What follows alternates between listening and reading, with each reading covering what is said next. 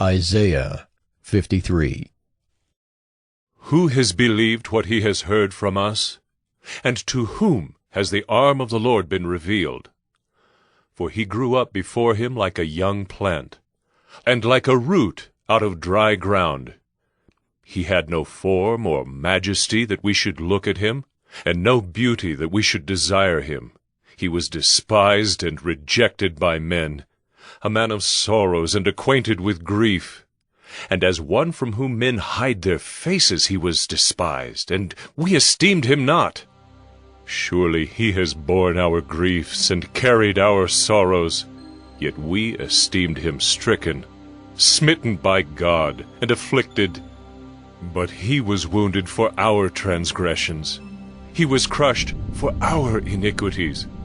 Upon him was the chastisement that brought us peace, and with his stripes we are healed.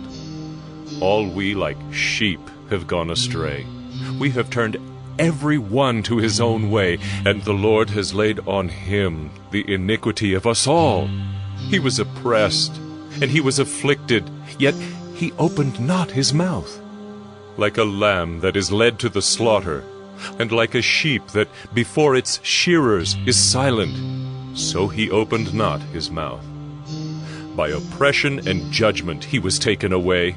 And as for his generation, who considered that he was cut off out of the land of the living, stricken for the transgression of my people?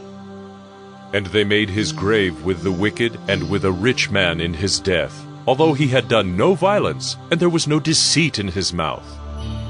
Yet it was the will of the Lord to crush him. He has put him to grief. When his soul makes an offering for guilt, he shall see his offspring. He shall prolong his days. The will of the Lord shall prosper in his hand. Out of the anguish of his soul he shall see and be satisfied. By his knowledge shall the righteous one, my servant, make many to be accounted righteous, and he shall bear their iniquities. Therefore I will divide him a portion with the many, and he shall divide the spoil with the strong, because he poured out his soul to death, and was numbered with the transgressors. Yet he bore the sin of many, and makes intercession for the transgressors.